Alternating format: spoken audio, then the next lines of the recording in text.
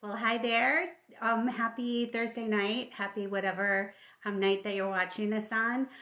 If you're joining me for the Skinny on Fat, I want to thank you for taking the time out. I'm going to try not to go too long because I absolutely love the topic and I love the conversation about weight loss and strategies and all of that.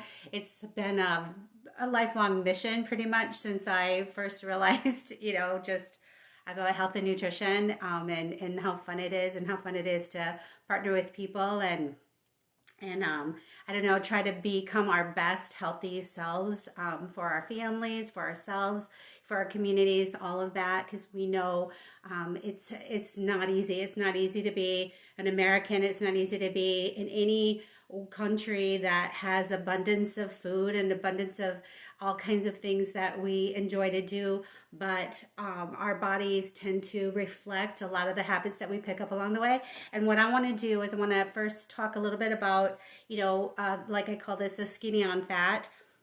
Fat is just our body's insurance policy of not starving. So, fat is highly valuable and super necessary to our functioning life. But because we do have constant abundance, we tend to have different things that we tend to store a little bit more than we need. And so I want to talk a little bit about some of the strategies that we can help like lower the body fat percentage that we might be carrying around with us. And so one of the things, again, fat is just your insurance policy for your body to, if you are coming to a famine. So pretty much if you live in America, you're not going to have that problem. Where our problem is that we have too much abundance. But because when we do have more fat than we need on our body, what happens is we know all this. By the way, everything I'm saying you already know, but I just want to cover it quick. If we have an abundance of fat, it isn't just about body image. It is actually like a precursor to some preventable diseases like type 2 diabetes, heart disease, all these kinds of things. Even the carrying extra weight around, just our vital organs and extra weight around our joints and all of that. So we don't hate fat. Like, I don't want anybody to hate their body the way that is right now, but the motivation is to get people to help lower that body fat percentage so that they feel better, they look better, they have more energy, all those other things, and plus that we avoid any kind of preventable disease.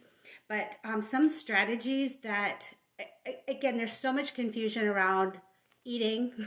It started, I think my grandparents, they had such a great strategy. They had, breakfast, then they had lunch, then they had dinner. A lot of times they had dinner like at 4 o'clock in the afternoon or 4:30. We kind of joked about that. I don't know if your grandparents did. I'm 56, so I'm probably like some of the people that might be watching this, I might be their grandparents' age, so they can't relate to that at all. But it became, chic to eat dinner very late at night and all of that. And I think a lot of the things that happened too, like in the, 70s, 80s, and 90s, is just even the way that food was processed and, all of that. There's all kinds of reasons why eating when our grandparents, had a different strategy than we do today. But it was, again, they had like, even restaurants have like the early bird special that's like 4 or 5 o'clock at night for the older people. And yet that is actually a strategy that I want to talk to you about that can really make a huge difference on, storing fat or rather than burning fat. But when we used to think that it was chic to eat dinner at 8, 9, 10 o'clock at night, and that might not be the best. And so a couple of health strategies or habit strategies I want to talk to you about for helping like maybe lose some of the body fat that we might be carrying around with us. And there's a lot of strategies right now with, different eating ways, but I want to kind of talk to you about a strategy, developing a habit of, actually I'm going to give you 3 things. So the first thing is, if you haven't been doing this, something to try it's called intermittent fasting. There's a lot of different ways to do it, and fasting sounds frightful. It sounds like, oh my God, it's not something that I want to do at all.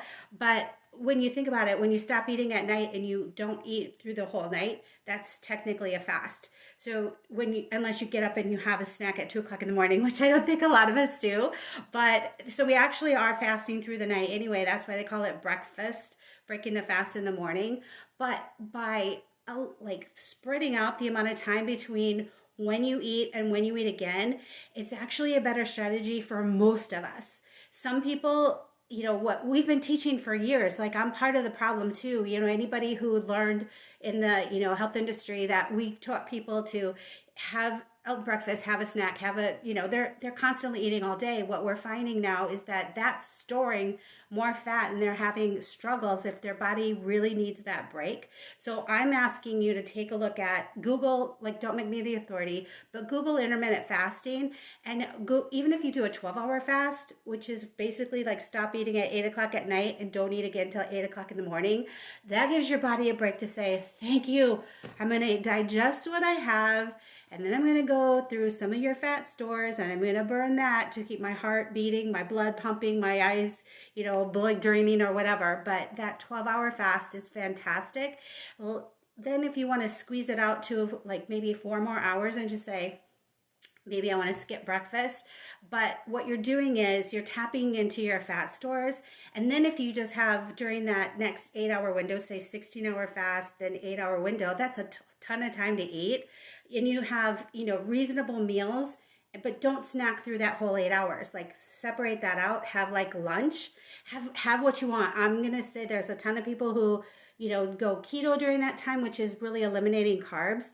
Google that if you want. I'm not saying anything against any of that, but what I'm saying is if you just do the 16 hours of fast, just skipping breakfast, say you have lunch, and then you have, this is like one of the things I want to talk to you about too, is the food that we pick for our eating.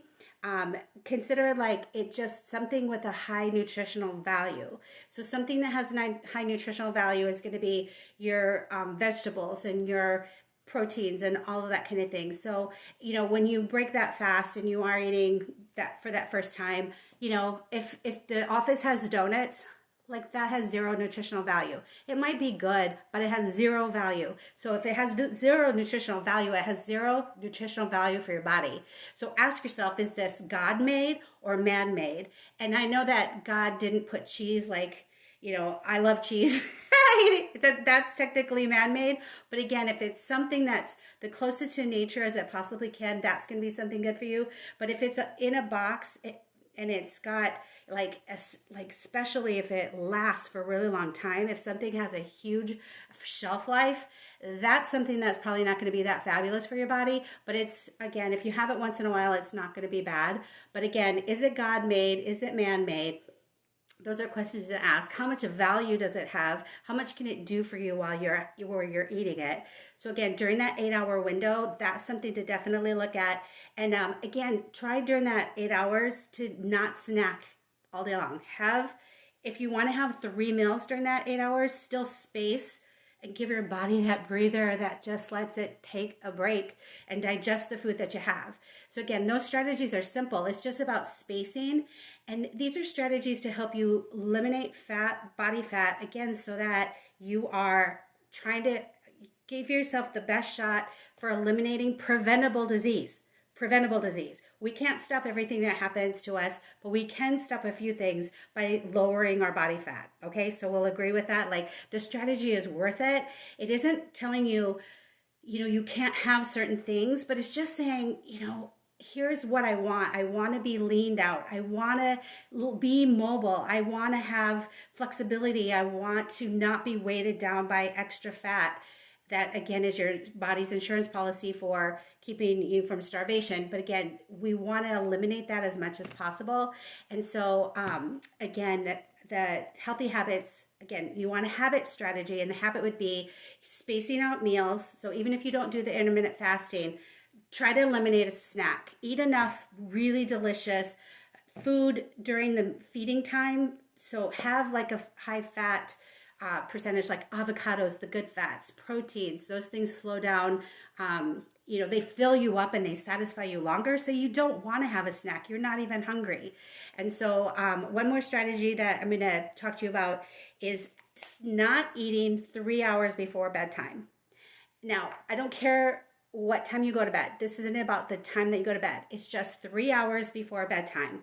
That goes with that, letting your body digest the food, let it do its job.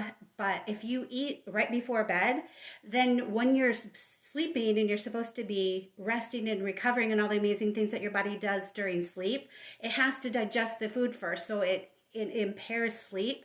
And what happens then is if you have impaired sleep, you have a couple of different hormones that normally really communicate well together. One is your hunger hormone, one is your fullness hormone. And if you have lack of sleep, they don't communicate very well. So even if you are full, they're not talking well together. And so you might the next day, I don't know if you ever realize this, like if you've had like lack of sleep and you're tired, what's the first thing you want? You want something fast energy. You want something like an M&M, something like sugar to get that energy. So again, if you've had a restful sleep, you're not even hungry for that. You're not even craving those kinds of things. So again, it's your body. You want to get your body, humming along like it's supposed to and communicate like it's supposed to. Now, those are strategies for just healthy habits that, it takes some discipline, but, we got here however we look. I have a record of up and down and yo-yo and all that kind of stuff for decades. I can say decades now because I'm 56. But what I'm finding is I've just like chilling out, just spacing out food a little bit more. I'm finding that my body is responding exactly like it's designed to do, to just use the fuel that I have on hand and then use the stored fuel and leaning out over time. And again, that's the healthy habit strategy. And I always want to like kind of, there is such time as just emotional eating and all of that. Just if you're aware that if that becomes a comfort to you, figure out a way to manage the emotions and that kind of thing too. That's a totally another separate conversation. But I just want to end with like the food strategy. Is it high value, nutritional value? Is this going to be something my body can take and make me feel amazing? So that's something that's a plus. But if it's man-made or it's no nutritional value, tons of ingredients, total massive shelf life, that is not something that you want to put into your precious body, your being, and all of that. And if you just do those couple of things, again, make yourself the expert. Google, find all kinds of information on how to, intermittent fasting, if that's something that you want to try and that works for you. But I just wanted to pop on and just share those strategies and just think of it as, fun. Like this is an adventure. Life is an adventure, but we have to have some strategies and we have to have some plans. Otherwise, if we're just left up to ourselves, we're going to pretty much have what we want. We have the abundance around us, but we want to feel better and look better, again, for that health value. So hope that's helpful to you. If you have more questions, I'd love to help you, work on that strategy too.